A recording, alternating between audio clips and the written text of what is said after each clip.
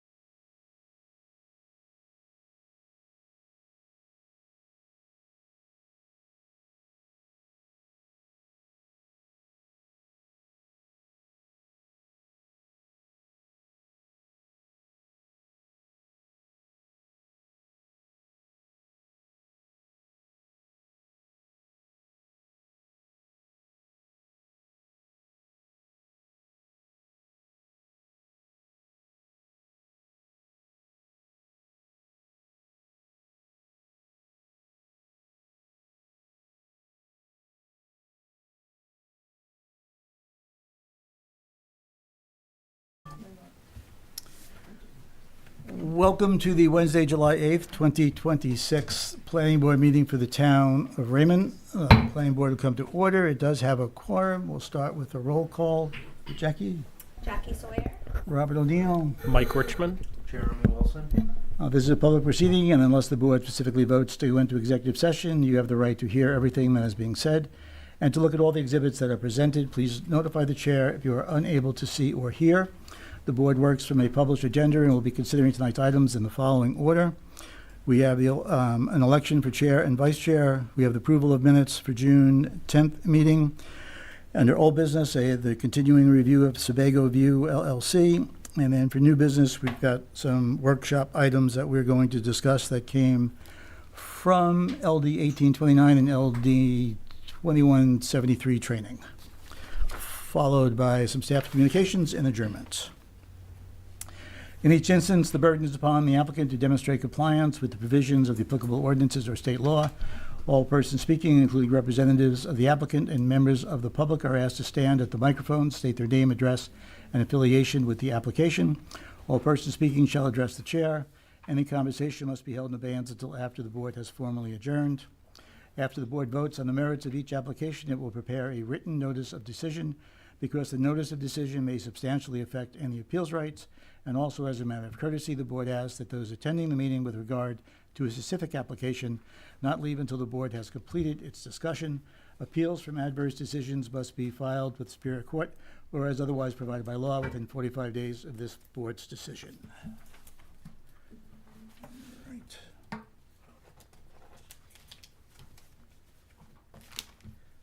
First up is electing chair and vice chair for 2027. There are nominations. I would like to nominate Jackie for vice chair, if there is concurrence. I would happily nominate you, but I'm not sure your position on this. No, I'll do it again. Chair? Oh, yeah, geez. One more year? 10 more years. 10 more years? All right. Any other nominations? All those in favor? Opposed? Done. Approval of minutes, June 10th, 2026 minutes.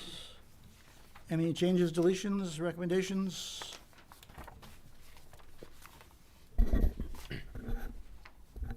For the minutes? Okay. It's an agenda item, right? I can speak to it.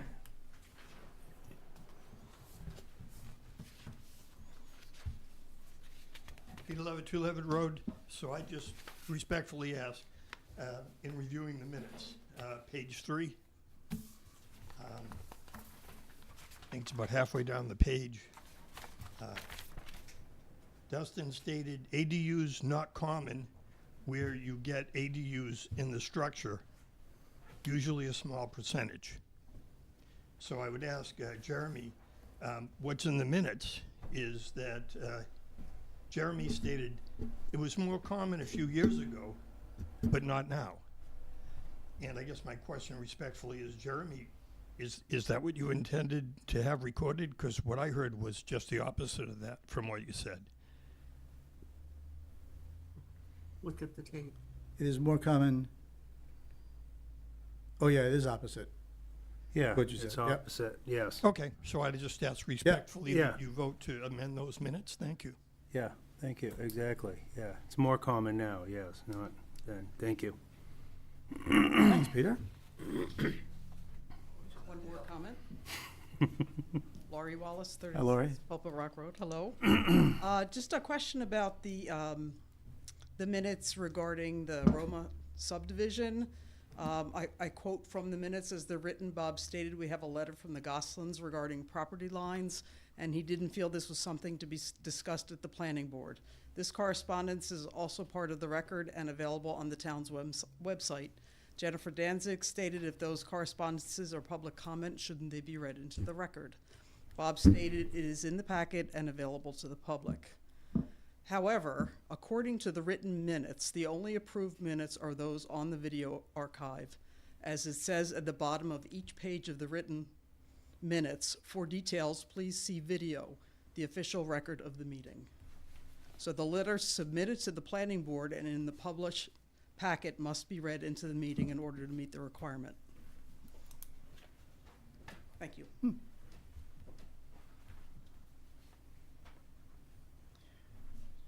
Video the official record. We'll have to check on that. I think we did do a check on this, gosh, a year and a half ago when we first started doing the videos, recording. And I'm almost positive once it's referenced in the video, we were told from the lawyers that it was okay that it was the legal record. So it should state differently on the written minutes, I would think. yeah, maybe it's a verbiage thing. Yeah, we'll check. Anything else? The only minutes I've gotten. Is there a motion? I'll make a motion with the proper correction. Accept to approve with corrections? Correct. Is there a second? Absolutely. Jeremy? Yep, second. Okay, all those in favor? All right, passed.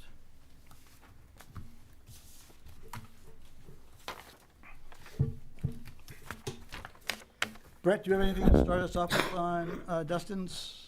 Sure, I can go over high level a changes? couple of the changes that have perfect. gone on. I know Dustin will get up and speak as well, but so this is for the Sebago View subdivision. Previously, we had 48 traditional subdivision with 48 single-family residential lots.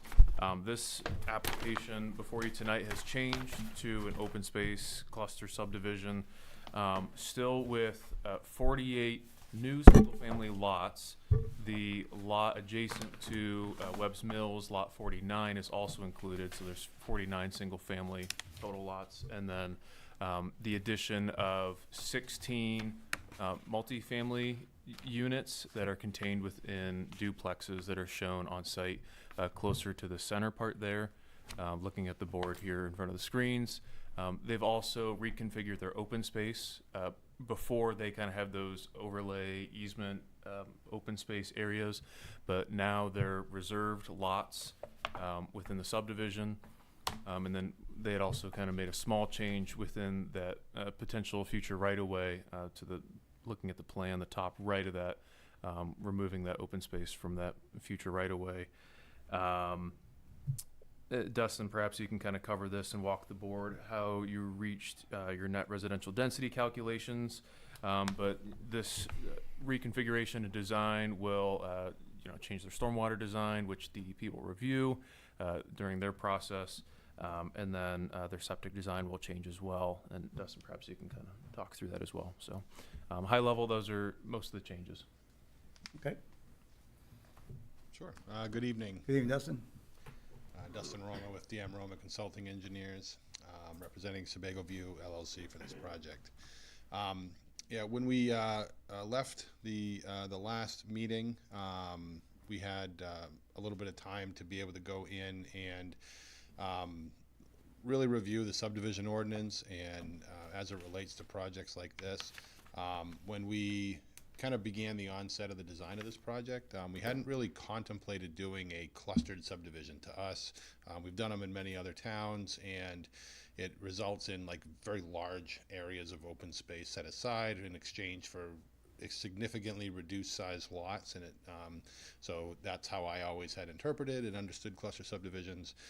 As we began to work through this process in Raymond, understanding the requirement for open space in all subdivisions, it basically had us start to look at those provisions in the cluster ordinance and see if perhaps it was really more applicable to kind of look at it in that way. And fortunately, Raymond has written their ordinance in such a way that it's fairly flexible in the amount of open space that you can set aside and still kind of qualify for, does having the project be considered a clustered subdivision.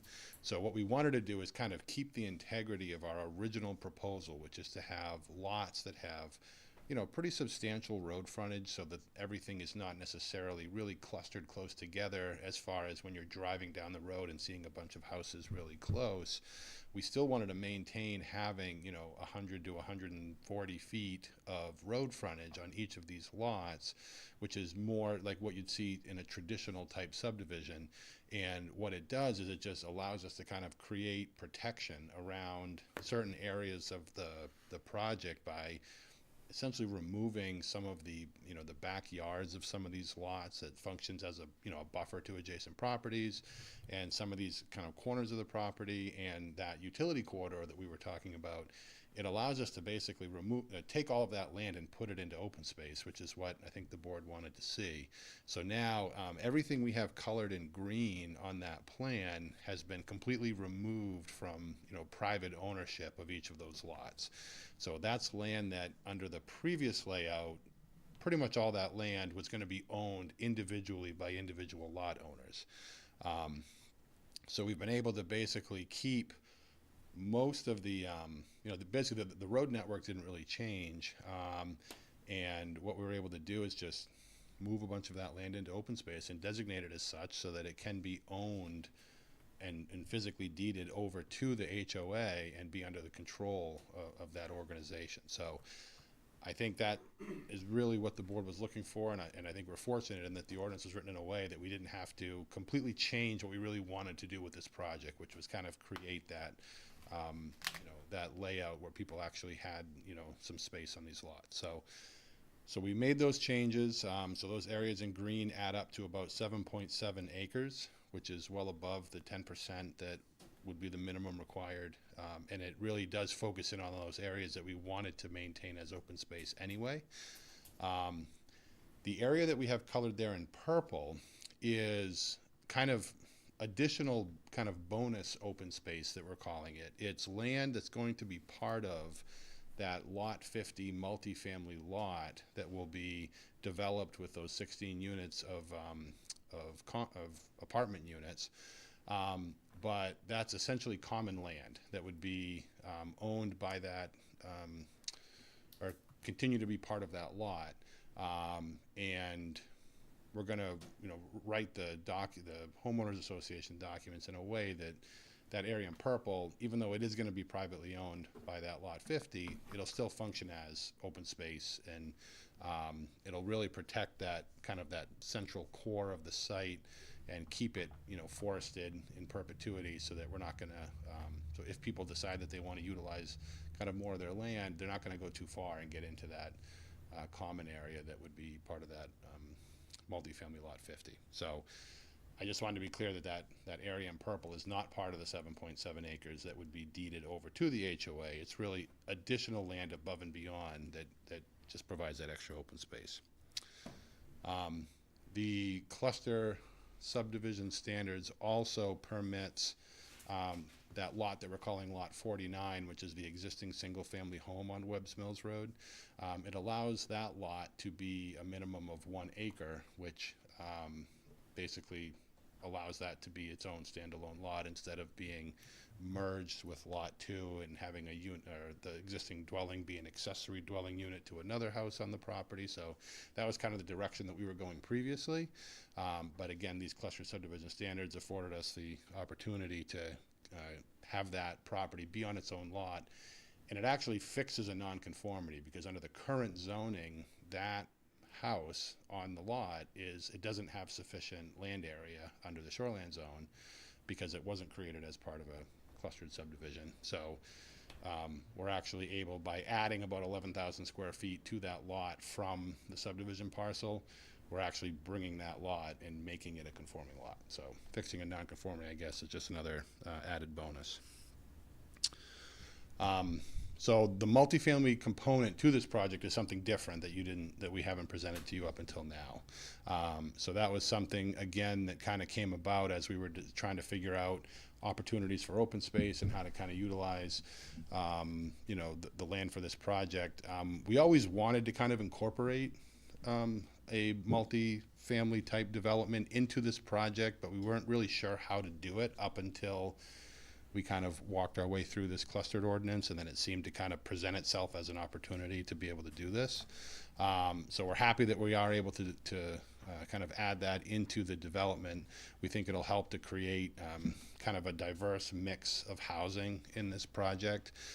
We're hoping it may encourage, potentially some, maybe, multi-generational families where you might have, parents that might want to come in and, live in the multifamily units, and you may have a family member that wants to build a house in the neighborhood. So we're hopeful that maybe it's an opportunity for some of those things to take place here.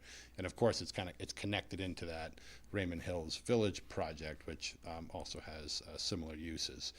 The building footprints that we're showing on this plan are kind of based on the duplex units that were built for the Honeyfield project. But they're slightly smaller. Jiffy. Sandy, your mic's on. You might want to mute that, Sandy. Yeah.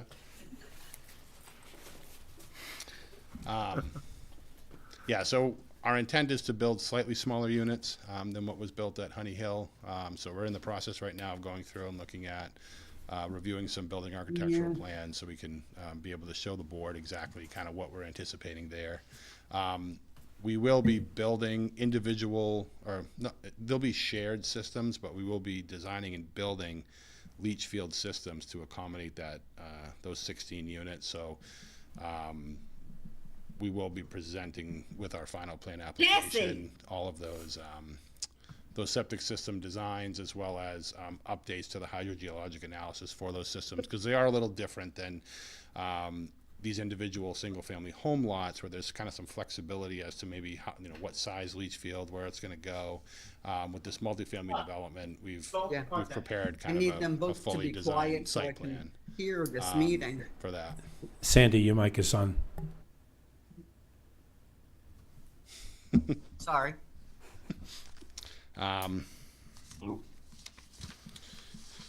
So just to kind of run through just an update on the kind of the outside agency stuff that we've also been doing as well.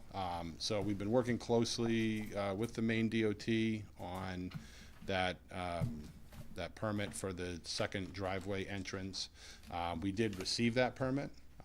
So I don't know if they provided a copy. Sometimes they send copies to the town, sometimes they don't, but I printed off a copy. I've got it with me here tonight, but beginning of last week, I think they issued that permit for the second driveway.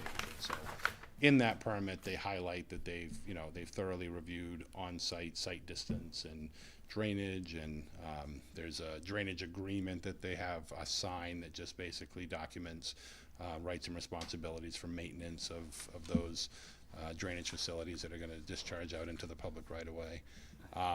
So the DOT permitting process is complete at this point, and we do have a signed permit from them. The work with CMP to just get assigned a document as far as crossing the utility corridor in those two locations, even though Sebago View owns the land. It was still necessary, and we felt that, obligated, that we really should have a signed agreement to make sure there was going to be no objections going forward about the method and location and grades and all that stuff where they're going to be crossed. So we negotiated all that paperwork. Tim signed the agreement, sent it back to CMP. So I think they're going to record it in the registry. So that part with CMP is now complete. We've been working very closely with the pipeline on the crossings as well, because we've got utilities crossing over them. We were on site a couple weeks ago with members of the pipeline, where we excavated test pits over each of the pipe crossings and measured down and physically touched the pipe at all those locations just to confirm depths. And then we've got basically directives from them exactly how we're going to cross those pipelines. And you may have picked up on it in the plans, but I don't know exactly how clear it was. But we're actually building concrete bridge structures over those pipelines. It's a new requirement that they're having us do. So there's actually going to be, they have their 4 feet of soil on top of the pipeline. We're going to be installing a concrete bridge over the top of it that has a very small, about a 12-inch air gap underneath it. and then we're building the road on top of it and essentially just burying this entire bridge. And it's just based on the pipe wall thickness and response times, and they've got certain protocols that they've got to follow, and in this case, they wanted additional reinforcement over that pipe, and they've got engineers down in Houston that basically tell us what needs to happen, and then we draw the plan. So that's been something that's been going back and forth and ongoing, and we basically have a final design at this point that we've had multiple meetings with them about what it's going to look like. So it just needs to be, you know, final details coordinated between the water district as well as them on basically final construction level drawings. So that coordination's all taken place, and we're satisfied that we're probably not anticipating any real changes at this point. The vertical alignment of the road had to be adjusted based on all those negotiations with the gas company and having to account for the height of that concrete structure that's going to be buried, and so we did have to make some adjustments to the road grades, but that's all reflected in the plan set that we submitted to you for this meeting.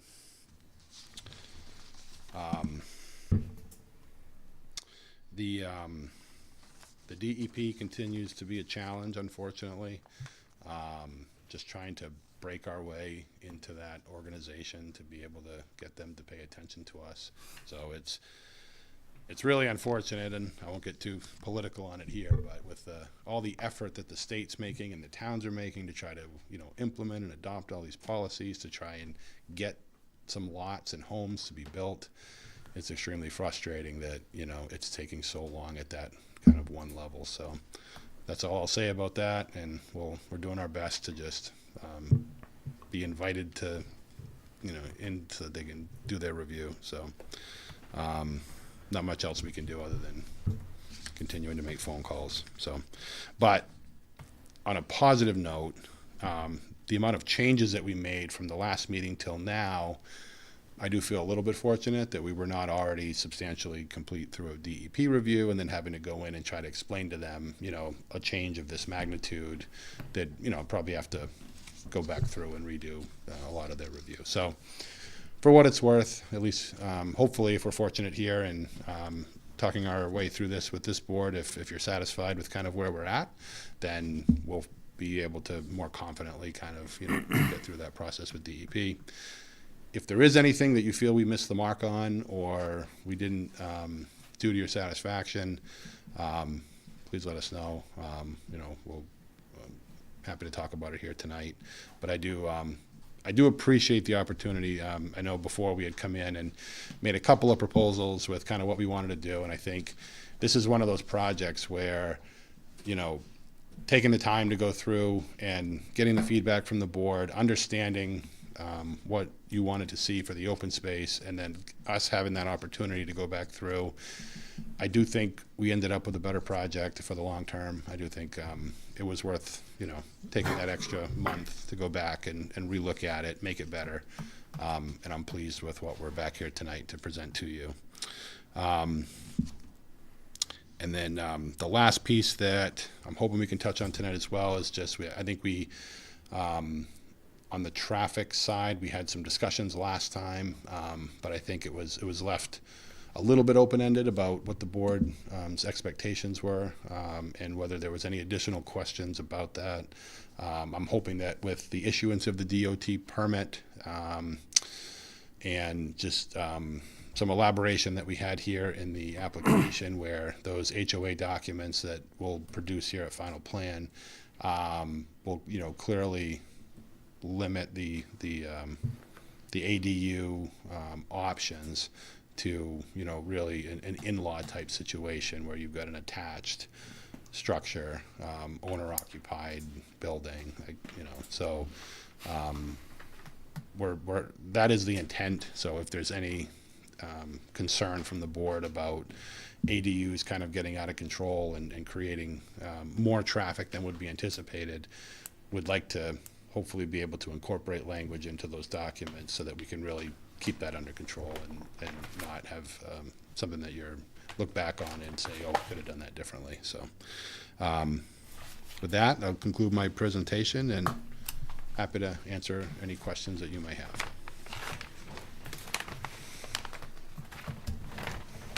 Thanks, Dustin. Does anybody on the board want to start? Questions? Yeah, I had a question about the DOT permit. Did that take into account these additional units and increased traffic in and out of the development? Yeah, I mean, it's been an ongoing review with them. If we started the process before we had the multifamily units, but if there's any, like I said, if there's any concern at all, we can at least get some correspondence from them, understanding that they acknowledge that this is the scope of the project, and so I'll make sure that that's well documented, that they based everything on this layout. Okay, and do these additional units push us over the threshold for doing a traffic study? Or are we still within the limit to not have to do a full traffic study? Yeah, so it does not elevate the project to that 100 peak hour trip ends that would require a traffic movement permit with the Maine DOT. So we're still in that, under 100 peak hour trip ends. So I don't believe it changed the category of traffic that this project was generating through the addition of those units. And again, that does also take into account those 25 units that are already existing on Honey Hill. So those are combined with this project when we're talking about traffic, because they were created within the last 10 years. So DOT considers all of those as one common scheme of development project. So that's this is 60 units, right? Plus the 25, that's 85 units.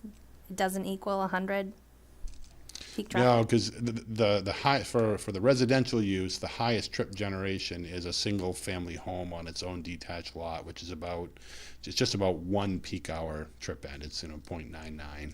Okay. And then the attached multifamily developments are not quite half, but they're about 0.6 or so, I think, per dwelling unit. So you'd have to have essentially 100 new single-family homes, or we have another project in Standish that's going on right now that's 160 units of all duplexes.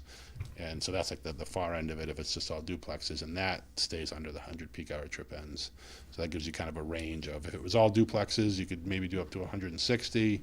If it was all single family homes, you could do up to 100. And then so if it's a mixture of the two, based on the ratios, it would be somewhere, between 100 and 160, that you would still be under the 100 peak hour trip ends. Okay.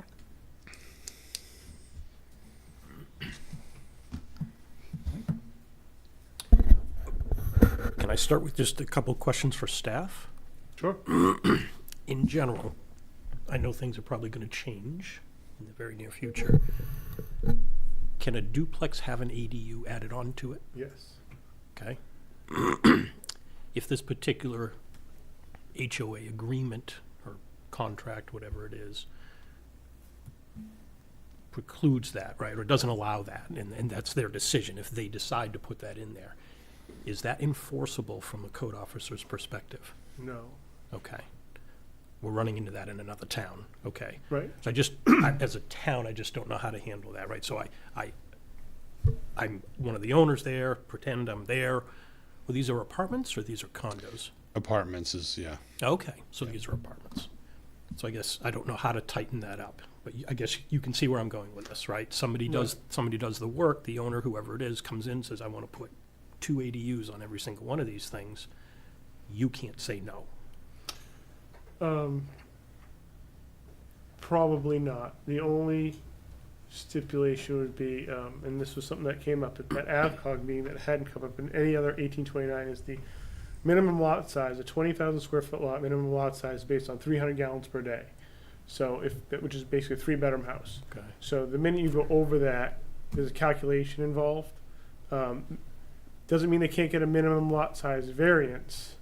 So they could always get that as well, because we have some lots that are 5,000 to 10,000 square feet, and they get a variance, and they can do that. Whether they can get a variance will be based upon what a site evaluator finds on the site, whether it can handle that extra flow. And we would have to rely on those folks. So it's kind of a nuanced answer. So yes, we're supposed to allow 3 dwellings on a lot, and technically, the way the law is written says you can't ask for more square footage for a lot to add those extra units, but the state subsurface rules do not explicitly, but imply that you can't, but then they have the variance. So it's, I don't know if I made it more confusing or not, It's clear as mud. but it's nuanced, and that's the first time that had been brought up. At first, I was under the impression that 1829 was going to kind of supersede that a little bit, but it sounds like the state subsurface laws do still have the ability to restrict based on the size of the lot. And if that's their intention, hopefully, I'm not trying to speak for you, if that's really their intention, and it was even put on the subdivision docs that we sign, would that still allow you to say no? Or I'd have to ask legal about Okay. that. Okay. I mean, You anyone mean that like would, adding like a note or a condition of approval on the plans, or yes. like those kind of things? Yeah. Yeah, I guess it depends on what their appetite is, if that's something they want recorded, or if they want that to remain strictly within the homeowner's agreement Yep. as well. I mean, I would advise someone, if they came in for, I would say, listen, from the town's perspective, yes, we can allow this, but it opens you up to a lawsuit from the homeowners association, and you're gonna lose. Right, okay. Good. Second question. Comp plan, I printed out the new map from the comp plan, or at least it was on their site, and I can't quite tell because it's so small. Is this particular property in the village growth area? Yes. Yes. It is, right? Yeah. Okay, Yeah. thank you.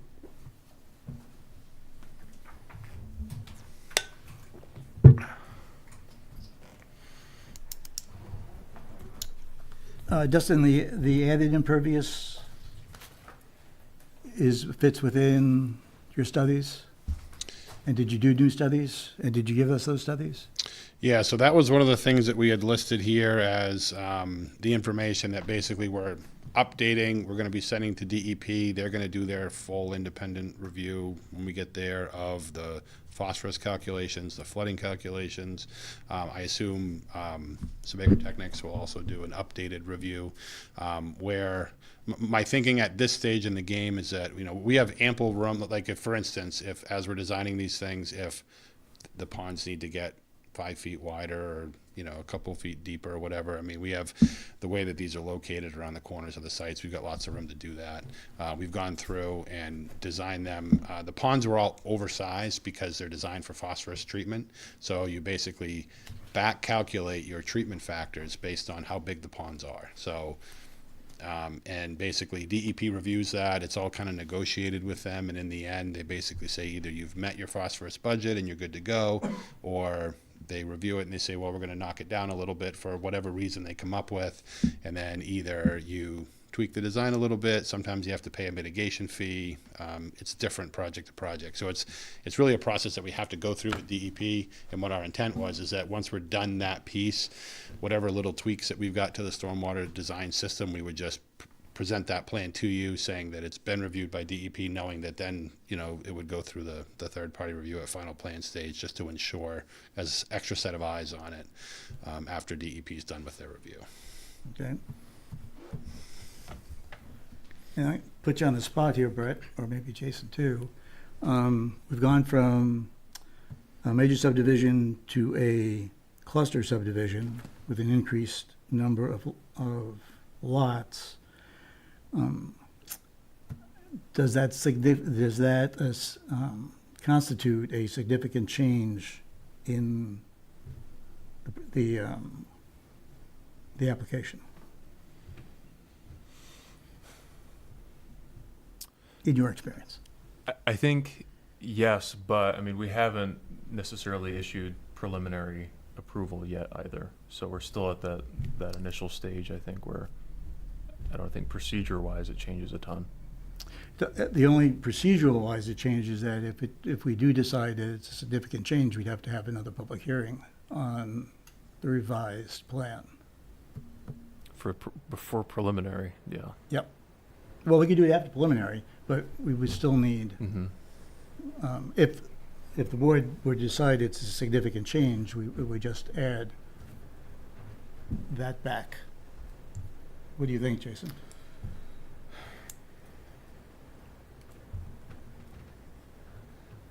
I think with the addition of, there are enough units added here, and don't get me wrong, I actually agree with Dustin. I think it is a better plan, but it does add, you know, those 16 units in the duplexes. So I think that changes a little bit of the nature of the subdivision. Yeah, I think. Yeah, I would definitely agree with that. Everything? Oh, for sure. That was one of the questions I had Oh, when I I'm sorry. first read this. You know, yeah, it should get kicked back because it's completely different. Sure, you increase the over, but then we put in that. I mean, that makes me also nervous about the ADU stuff going forward. You know, to be honest with you. Sure. Okay, we're gonna give you open space, but here's our real intent of putting this. And then we're gonna start putting ADUs on there. And I do have real concerns about that.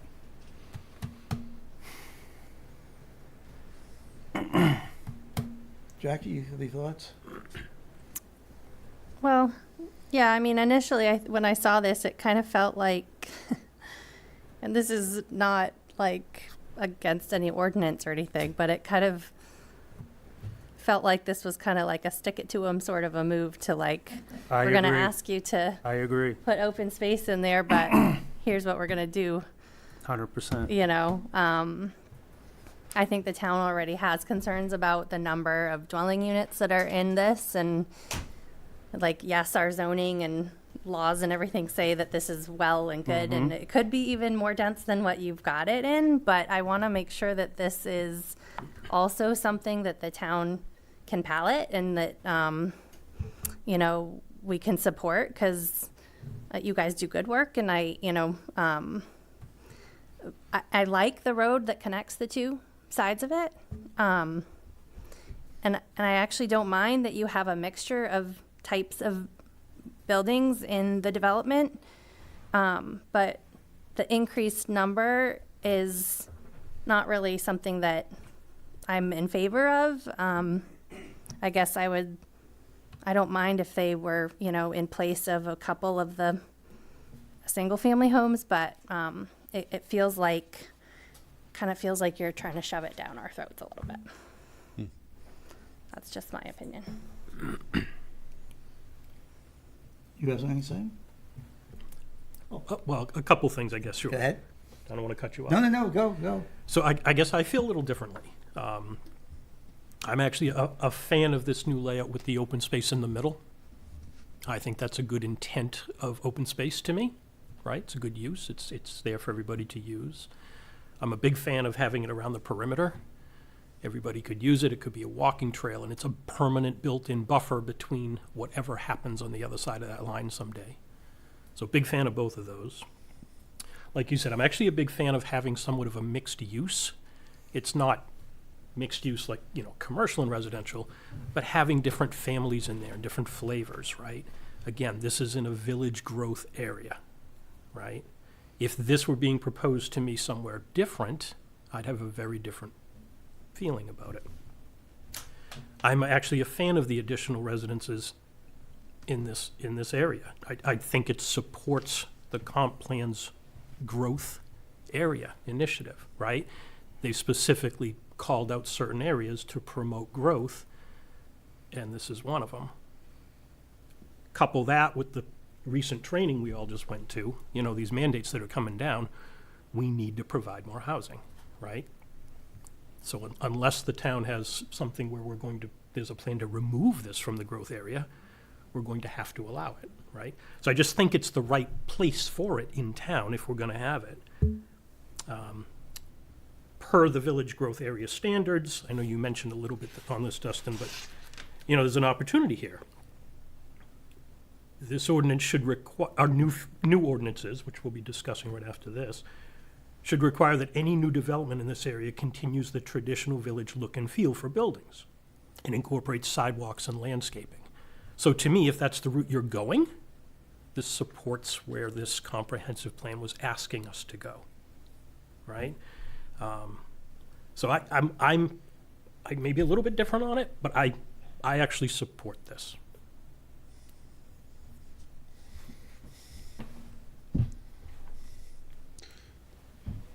I think one, I'll just add really quickly, if this plan that we produced last time, if you go back and, I don't have it with me here tonight, but if you were to look at the original plan that we presented to you back, when we did the site walk and when we first came in front of you, that road that we're showing the 16 units on, was in that plan. So we were always contemplating a connecting road through there.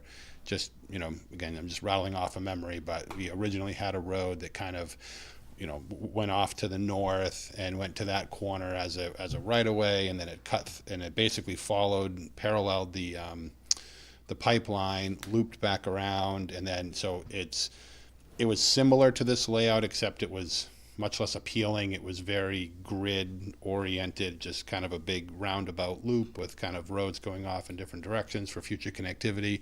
It was kind of a starting point for us.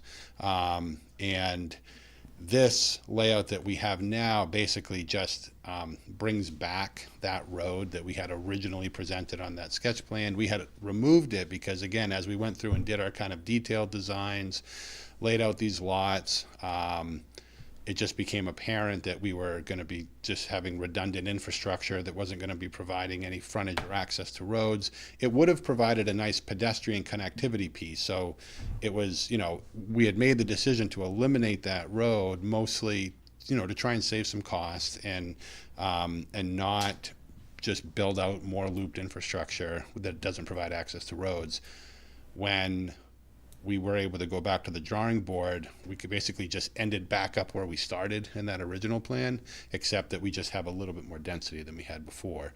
And that's really just a function of, again, dedicating the open space and just being a little bit more dense in a couple of areas. So, having that road connecting through there with a sidewalk on it is something we always wanted to do. And again, it was on that original plan, and I think it made for the best connecting network.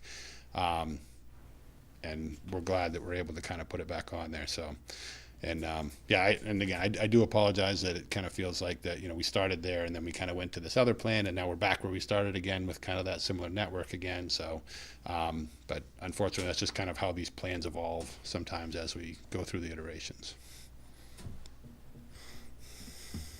Okay, go back to the original. Significant revision? Yes, yes. Yes, okay.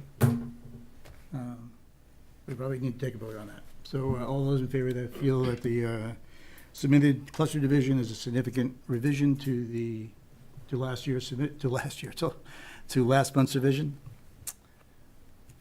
signify by saying yes. Yes. All right, Yeah. okay.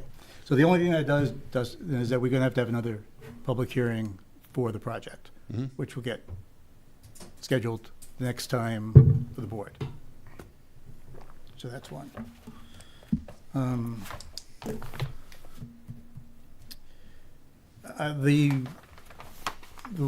The written waiver request that you've requested, where is that? For the traffic study, I'd like to ask the board, but personally, I don't really think the waiver is necessary. I think that you've met the intent of the ordinance. Meaning it's under the threshold, so it's not an issue. Yeah, it's under Yeah. the threshold, Yeah. yeah. I'd agree. Okay, so I don't see that. So, so the traffic information that we submitted, the board Is it- finds is sufficient. Correct. Yeah, okay. Yep. Because there is a whole long list of other things, the stoplight, the four-way intersection, stop signs, and you've agreed to all those, right? Yeah. Okay. The stoplight, the subs, yeah, no. I thought I I heard think, you I, ask I think we talked about some street lighting maybe at intersections, but that's about it. I will Okay, get- I'll so get you now, stuff. moving forward, I'm sure the applicant would like a preliminary review, preliminary approval. I actually just have one really Oh, quick sure. question. On this plan, is this a sidewalk along Webb's Mills, along 85, between the two? No, that's basically, it's a pavement repair. So when we run the water main down the road, we're basically having to open trench the road, run the water main out in the pavement, and then repair it. So, yeah, Okay. it's just repairing the pavement through there. Okay. Okay. Continue. Can we consider preliminary approval if it has to go back for public comment? We can, Okay. yeah, we could consider preliminary approval. We can do the public hearing and then final approval at the same time if we wanted. I just don't, I'm not hearing a lot of agreement on the project as it stands. Am I misreading that? I know where you Not stand. for me. Jeremy, you I do have concerns, yeah. have concerns on, Jackie, you have concerns. I do, but I don't think any of my concerns are, go against Yeah, the exactly. ordinance. You know, it meets Okay. the ordinance requirement. Yeah, that's, My own personal, that's the thing. Yeah. so Okay, doesn't count, I guess, doesn't matter. so, but we do have some concerns over the ADU and how that's going to be addressed. Yes. And what I anticipate is we're gonna have some very specific discussions once the board kind of sees those final HOA documents, and if you feel that there's sufficient protections in place, and to the extent we add information to the plans that get signed, because then those things do, my understanding is that they become enforceable at that point. Even if they're voluntary, if it's something that, because the way we look at that is even if it's something that, you know, there may not be an ordinance in place that says we have to like put this restriction on there, but if we offer it up voluntarily as a way to kind of be comfortable about a situation and we all agree upon it and it ends up on the plan, then it becomes enforceable, and if anything changes, we have to come back to the board and ask for a revision. So Right. Legal? Illegal? Or is that legal? Is that gonna hold? Usually when something's on the plan, that kind of changes things a little bit rather than me having to look up individual deeds and homeowner, HOA documents and stuff like that. So, I know I saw this question asked by another code officer, so I'll have to find in our little chat Yep. what the discussion was, because it was a little while ago.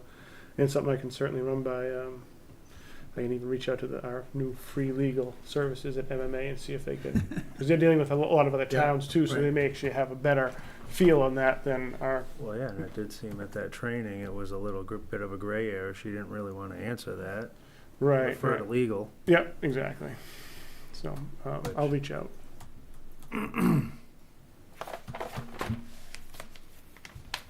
Okay, so is everybody comfortable enough moving forward?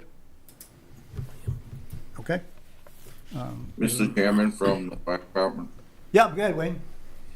So, I just wanted to make sure, with the changes in the plan that Dustin got the updated items from us. From your last memo? Yes. Yep, yeah, we've got memo 26-005, which I think was what was issued yesterday, so. Yep. Yeah, I have had an opportunity to kind of read down through it. I think, I understand. yep, and there's just some, some additional signage, request, I think, to extend a little bit of pavement area, and some notes on the plans, and I think moving one hydrant and adding another, so that's, yep, we can work through all those, yep. Okay. Thank you. Okay, get a motion? Anybody? It's for, Preliminary review, preliminary approval. I will make a motion for preliminary approval for the Sebago View subdivision as presented this evening. Is there a second? Second? Any other discussion? All those in favor? Okay, Dustin. Right, and then just so I'm clear, final approval cannot be granted until we have DEP approval, is that correct? Yeah, all right. So you can I do, hope to see you back some, yeah. Be back as soon as we can. so do you want to, are you going, would Someone's gotta you, protect the state. are you going to wait to get that approval to come back? Unless there's something that comes up for any reason that I feel like could be something that we need to talk about again, but I guess I'll leave that up. If there's anything that we want to work out ahead, because I don't know that there's any other, I think you'll table any further decision until we have all of our permits in hand, so it Correct. could be something that perhaps, maybe we can have the public hearing when we submit, we could submit condo docs or the HOA docs and all of that final bit of information. If we're just sitting, waiting for DEP and everything else is done, it might be an opportunity for us to come back, have the public hearing. We review that information, make sure everything's buttoned up, ready to go, and then you table a decision. But I don't want to waste your time either, so I'll leave that up to you, how you want to approach that. Well, my concern for you would be if we have the public hearing and something comes out of the public hearing, you won't get that final approval the day of the public hearing. Right. So if you're going, this is kind of up to you too, if you're going to wait until you have the DEP in hand to come back, then we would, when you came back, we would have the public hearing, and if everything went well with the public hearing and there was no changes, you could conceivably get final approval. But if you come back even with the DEP, Yeah. and there is Yep. something that the board considers as significant from the public hearing, Yep. that's gonna put you back a month.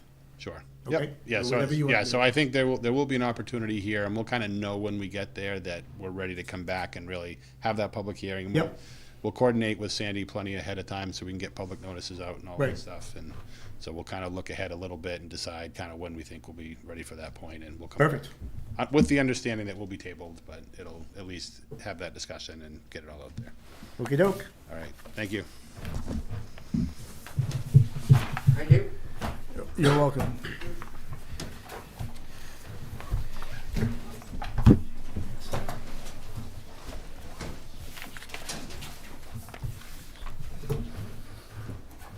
Okay, our workshop. So I asked Sandy to revise our agenda items to put some these are the bullet items that I got out of my notes from the training. And then Jason added 2 for us as well. And I just did that so that we would have some sort of framework to start the discussion at. We can certainly add to it, delete to it, or do anything there that we see fit. The first thing I think what we need to do and make sure Sandy has into the minutes is that we need to document those that were at the training for, into our minutes. And I know Brett and I were Zooming. Yep. I I know you was were and there. Sandy were there. Yep. Bob, I typed up a list. I can just add that to the minutes as an attachment Perfect. Okay. and put it on the website, of course. All right. Before we get into the workshop, however, I'd like to discuss one thing, and that is our short-term rental ordinance, which did not pass, but did get significant, almost 40%, I think, of the vote. I would, as a board, I am suggesting that we revisit. I think that obviously the information that got put out was pretty one-sided, but the town doesn't advertise, except for informational meetings, and those informational meetings were very poorly attended. I mean, I think there were 3 other people there. So I'm not sure that we want to present again the same ordinance, or we want to take a look at it and maybe throttle back a little bit, maybe look at only take some of maybe the cabins that, the traditional off of it. Even the no vote was for data collection, and it was for, I think it was for noise ordinance, so we could look at those things separately from the short-term rental, or in conjunction with the short-term rental. Probably separately might make more sense. But that's my own opinion, and I'm looking for concurrence or shut up. I know Brett's anxious to get going on this. The noise ordinance I had fun. always scares me. The noise is a challenging one. Yeah. Every town faces challenges and comments, and a lot of times it boils down to if that town has an agreement with, like, what would be our equivalent to Cumberland County Sheriffs. Right. So, I mean, yes, do you guys feel, or do you think we should just leave it alone? Not you. I think we might have more success if we came at it as a registration rather than, an ordinance kind of trying to limit it too much. Or I think if we approach it from a little bit more of a moderate stance, just to start with data collection as a preliminary step. So revisit, okay. I think I would be open to that if it was more of a registration sort of Jeremy? intent. Sure. You guys don't count. Yeah, I mean, those individuals that I talked to completely misunderstood what was in that ordinance. Yeah. And I don't know how to address that part of it, but at any rate, let's put it on our list to drag it out, take a look at it, and see if there are spots in it that we want to keep, things to change, tone it down.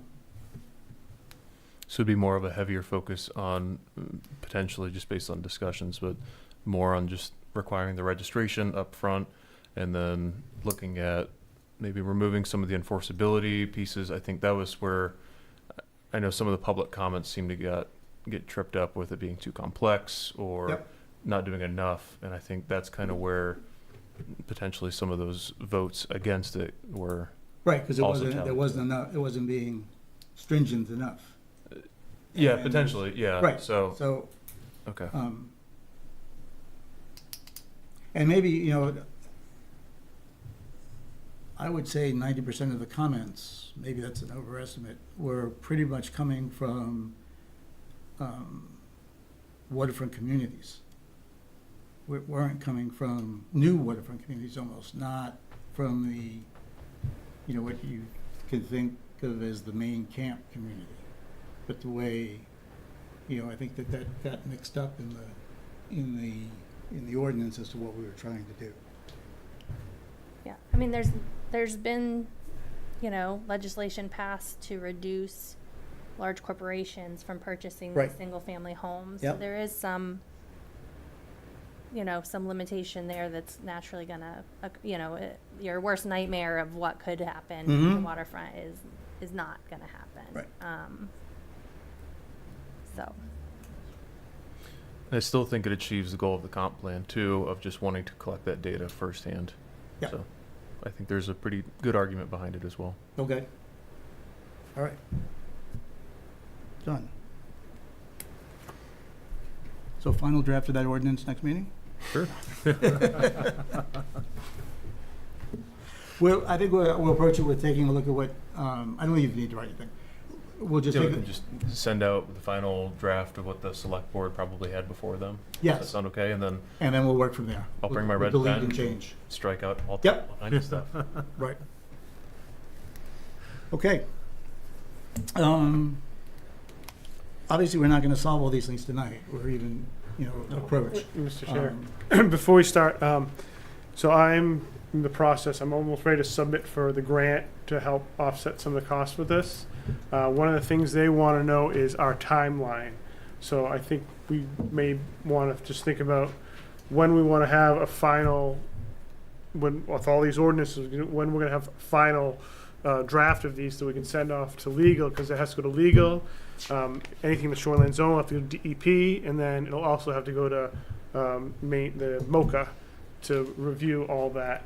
So, But we're on a timeline to July 1st, 27, right? right.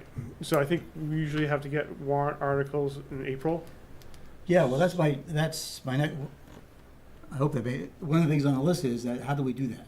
In other words, if it's being mandated by the state, Yeah. does it go through the same warrant process? Does the community vote on it? Yeah. They do. Yeah. And That's why they gave us till 2027. And when the It's community time. turns it down, It creates the, Try again. it But creates it's a part of legal gray the area. it's part of the messaging. I mean, this happened quite often in quite a few communities for LD 2003, yep, and for that one, there was enforcement provisions that were in there from the state saying that they were gonna enforce if you didn't comply.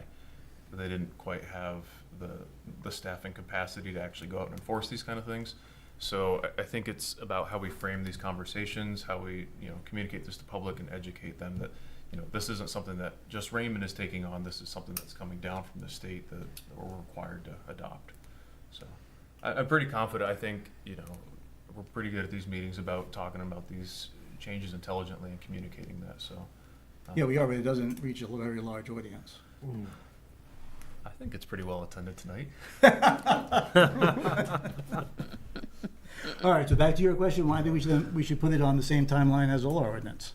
We just have that one extra step of having MoCA review these. So there's would one the more end of the reviewing year body. give us time? And then to- if there are any changes, like let's say, I was going over thinking it's in the office, I was thinking, whatever January meeting we have, we want to be pretty much at a final draft so we can send it off to legal. Right. Look at it in February and send it off to all those, and then have that February meeting to, if we have to change something, then we have March and then we're into April. We need to be ready by April. So I know it's only July now, but the timeline feels tighter than you think. No, yeah, I agree. Yeah, Yeah. but that sounds good. I mean, that's our normal timeline for ordinances. Yeah, so I'm thinking January 1st, if we can have a final draft, I think that's the ideal situation. Yeah, we may have to squeeze in a couple extra meetings, but that's Yeah. to get there. Sure. Yep. Point of information, Mr. Yeah, Chair. sure, Peter.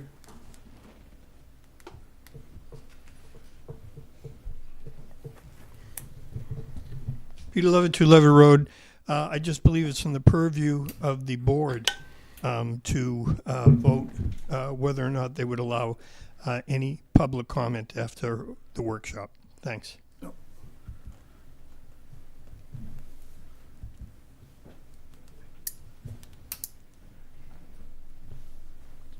Okay, so let's just tick through these and see if we've captured everything that we've got that we want to work on.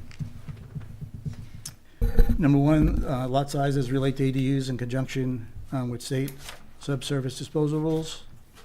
Is that I'm gonna go through this kind of quickly, but if you don't agree or you want to add some specific to it, please say so. Confirmation that most ADUs changes do not impact us, and I think that's based upon the water and the sewer. Define the maximum size of an ADU. Yeah, we need to do that. That was one that I had written out too. Discuss how changes are published and implemented. I think we've already done that. We could knock that one off the list. Revise the definition of a dwelling unit. Do we need to do that? You can. Yeah. What I would more recommend though is updating our definition of a subdivision because that's also changing. Okay, so dwelling unit / subdivision. I mean, I believe the state has a definition. I believe they came up with a definition. We may want to just look at that and say, does it make most sense just to be in line with that so that there's no Sure. gray area there? The revised comp plan to identify the growth area that fits size and designated growth is a town decision. And Peter, maybe you could talk to that a little bit, a minute or two, if you would. Look into the offer for the assist. I think that's a great idea. I mean, we're part of, okay. As I understood that, we give her our ordinance and she tells us what we need to change. Yeah, I mean, we're part of GP Cog now, so they're, We're part of GP Cog? yes. What the heck is that? Greater So Portland Council. AvCog is the Androscoggin Valley. So that's Androscoggin Valley, that's Greater Portland. Greater Okay. Portland. So we're now part of them, so, and they will do, I believe they may even, will do some free training if we needed it, some help, so I can reach out to them and see what they can offer us for that. Yeah, let's do that as soon as possible. Yeah. I mean. Yep. Also the same as give them their ordinance for that, whoever that lady was, that will do the review for us. Yeah, we can look at that. If we're not part of AvCog, I'm not sure if that was part of the, most of the other communities there were part of AvCog, so I'm not sure if we wouldn't fall into that Oh, category okay. of All right. free help there. GP-COG could probably do the same thing. Exactly. They should be able to do this. Yeah, I mean, I went to GP Cog and talked about their short-term rental software, and they were extremely helpful, and it was going to be, it's not like an a la carte thing. It's like you pay the $20 per unit, and they do everything, even help with some of the enforcement. So they were looking to be very helpful. Okay. So I think we should take them up on that for sure. Back page, address the subdivision ordinance to reflect allowable units per lot, including discussion of splitting lots and putting 3 units on each lot, if this triggers subdivision or not. And 9 is the amending language to permit use for village residential and table of uses in the shoreline zone to allow type 1 manufactured homes. And, yeah, we had in all zones. Yeah, so this actually came up, Mark Child sent me an email asking about some mobile homes. Yeah. So I looked into it, and I think it was 2023, the state changed the law and said we had to allow both types in all zones. So right now, they're not allowed in village and in shoreline zone, so I think we have to change our table of uses in the shoreline zone. We may want to do something with ADUs in the shoreline zone table too. We spent a long time on those manufactured homes. Yeah, so, and now it's just, now I think some people just call them HUD homes, either whether they're modular or they're on the chassis and they take the wheels off. We can impose some design standards on them though. So we could say they need a frost protected slab or foundation. We could do something with roof pitch to make them look a little bit more traditional. So there are design standards we can then impose on them, so that's, you know, not to say that mobile homes have a stigma to them, but Right. I don't, you know, they could make them look less mobile Okay. homish. Very politically. Driveways, amend to include backlot driveways with more than one residence. We need, that's part of the ADUs, right? So we, Right, the whole only 2 dwellings on a backlot driveway. And we may want to look at something to do with driveways, because right now it's 1 driveway per lot if it's on a town road. And a lot of these ADUs, it's not feasible for both to come off of 1 driveway. if you're gonna have that driveway go all the way to the ADU. Right, right. It might just, If you have a long skinny lot that's along the road, you're not gonna have a road driveway come up and go 250 feet across Right. your lawn to Yeah. get to your ADU. It seems, so we may need to look at something there. okay.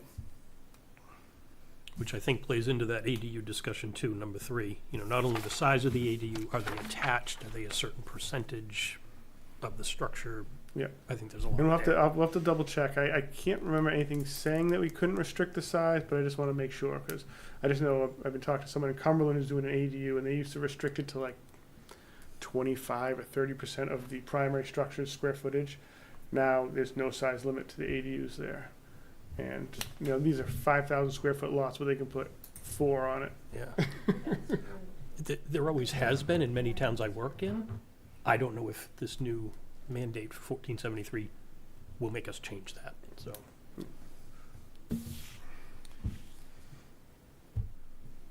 So how do you want to proceed? Do we want to, I mean, I don't think we have a lot of time to waste. No, and then we have to talk about that, the growth area Yeah, up this way. How's that gonna get tackled?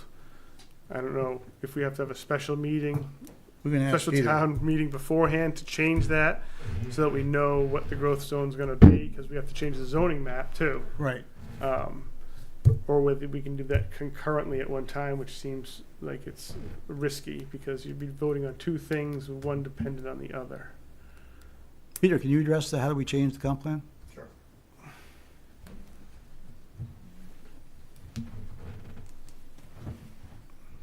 To Lever Road State Statute's very clear. So basically, if you're going to make any modification to the comprehensive plan, then once again, you're not starting from scratch.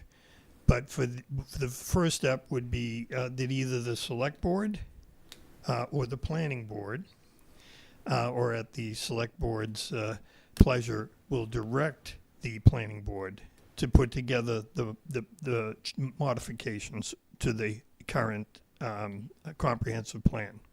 Okay. After that is done, then there would be an assigned public hearing. in which the town would have the opportunity to ask questions, register concerns, and the like. After that, it would go, the select board would approve the planning board's revisions. It then goes to the state office. They will then review it for compliance with the General Growth Act. And if that is correct, it would then, the state would approve it. It would come back to the town, and there would have to be another vote. So that's the general process for amending a comprehensive plan. So, Pierre, how long do you think that process would take? Well, I can tell you, we were 2.5 years into developing a comprehensive plan. Yeah. I can tell you that this will not review the whole comprehensive plan. It will only review the recommended changes.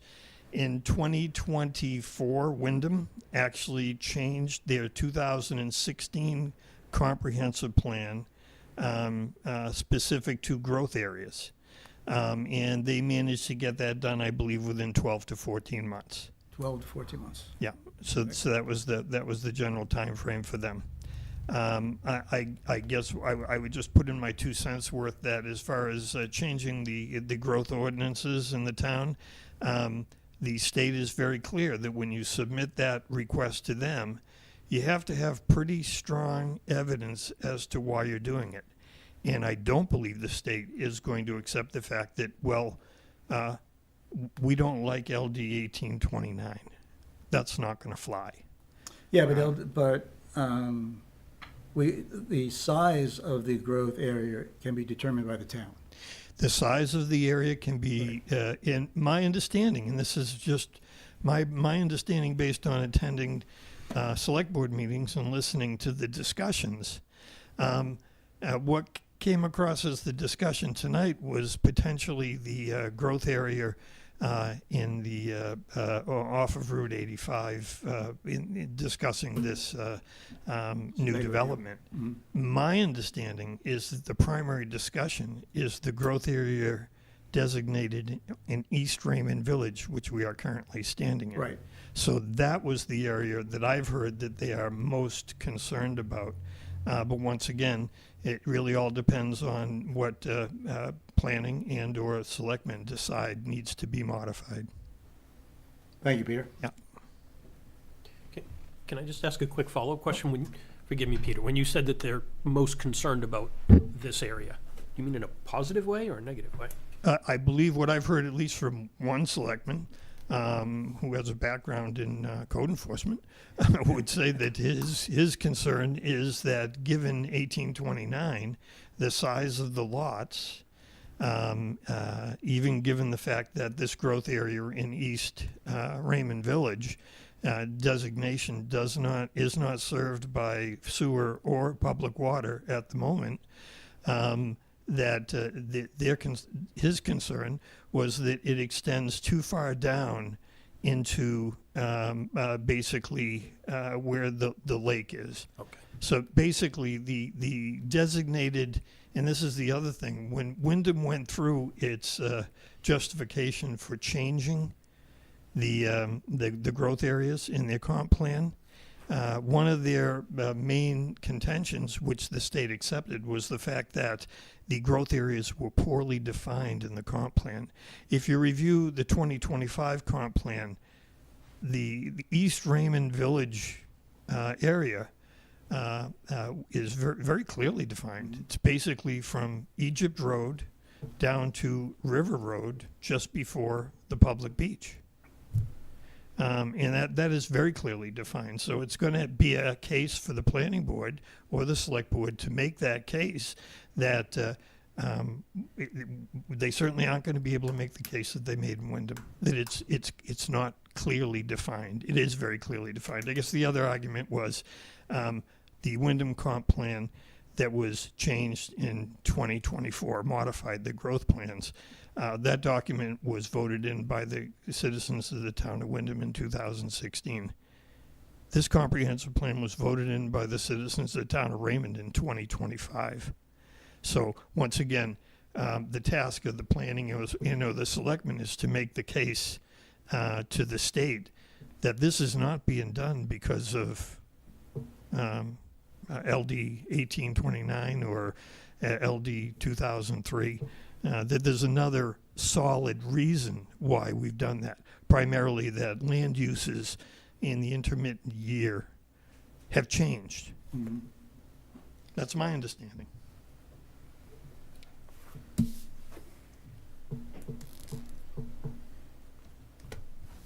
Do you want to put these in order to start tackling, or do you want to, how would you guys suggest? I guess I feel like we need to identify which ordinances already touch on these items and make sure we have an opportunity to review what exists. Mm-hmm.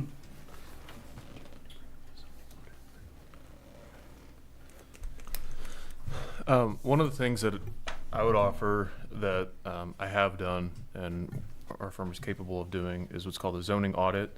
But we could usually, like zoning audits, try to achieve different things. Sometimes do it specifically for like housing stock.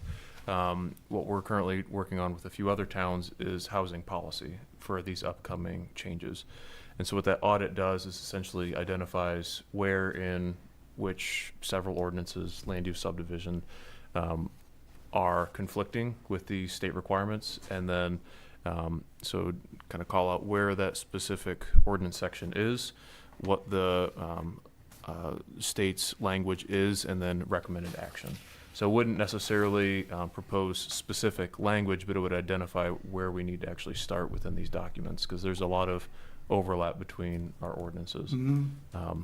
So it is something that we could do if the board or if Jason was interested in as well.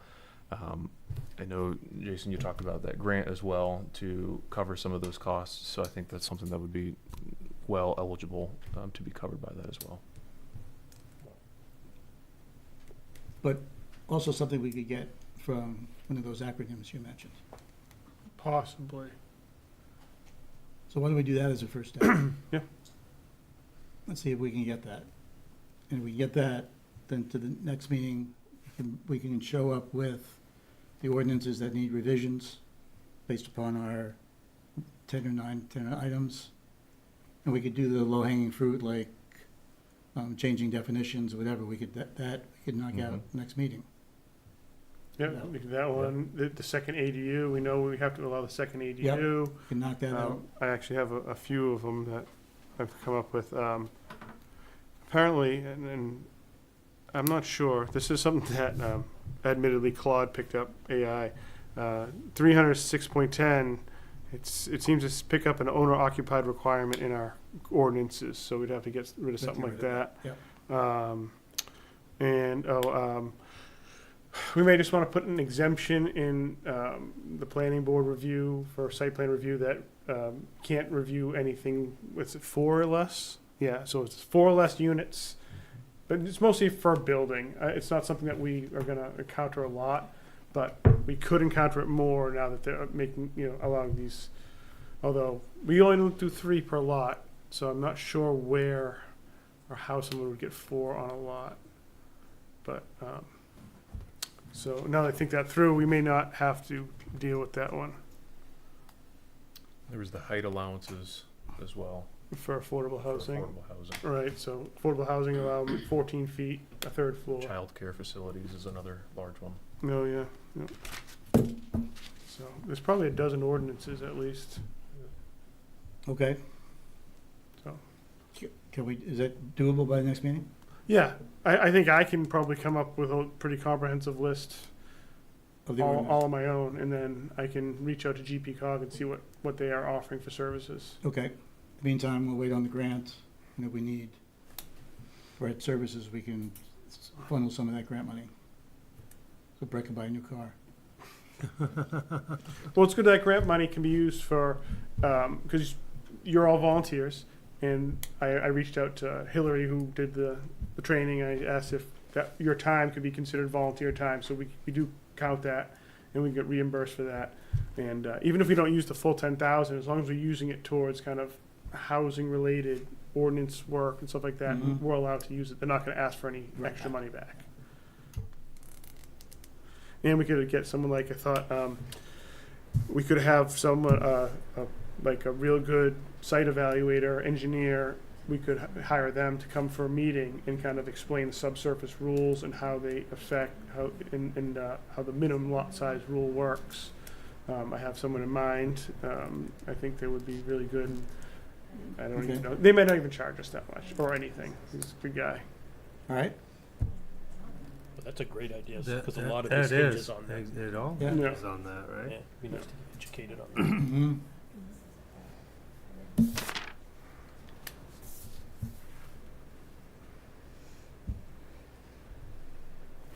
What else?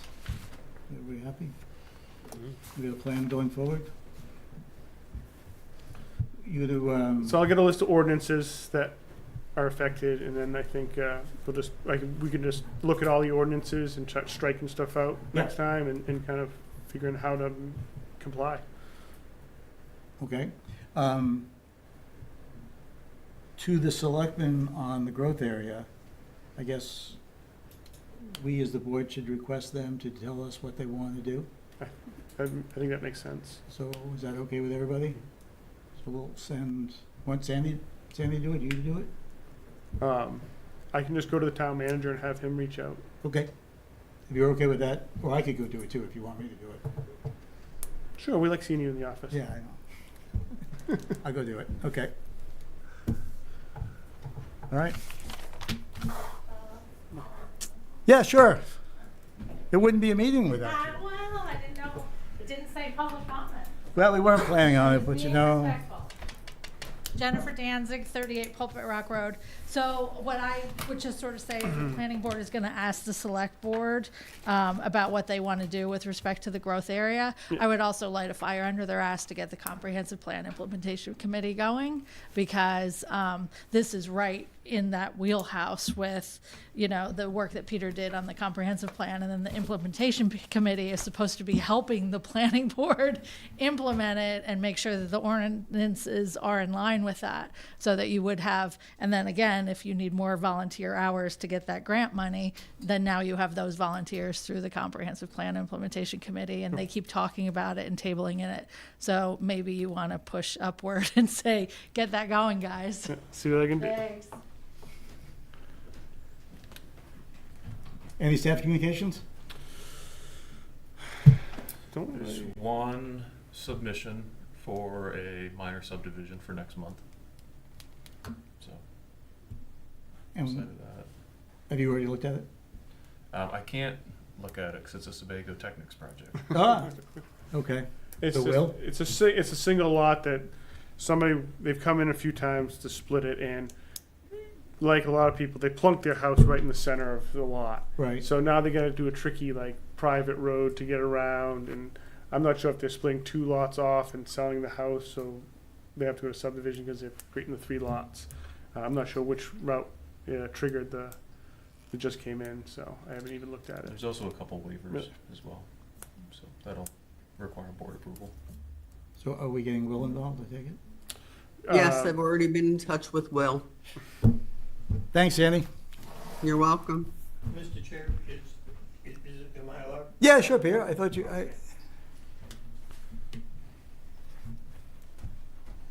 Get close to my bedtime though, Peter, so you gotta be fast. So, Peter Levitt, 2 Levitt Road. So, there's been a lot of talk centered around enforcement, whether it's involving land use ordinances or ADUs or short-term rentals or traffic calming in the town. I couldn't agree more with what the previous individual spoke of at the last meeting, and I understand the reservations the board has and the tough place you're in for approval of a cluster development off of Route 85. I understand and appreciate that. What I heard from some was that you have concerns, but they're not within the purview of ordinances and legality. And I understand how you have to deal with that. But just based on last month's meeting regarding traffic concerns and the potential for ADUs in proposed subdivisions, the chair quite rightly asked, and it was answered that the MDOT determines sightline distances based on posted speed limits. That I sent to all of you and the select board and the code enforcement officer a freedom of information that I requested from the Cumberland County Sheriff. So it won't surprise you that in 2025, the Cumberland County Sheriffs issued a total of 4 speeding tickets on Route 85, Webb's Mills Road, 4. And I know that the comment at last meeting was, I don't think I've ever seen a traffic speed trap on Webb's Mill Road.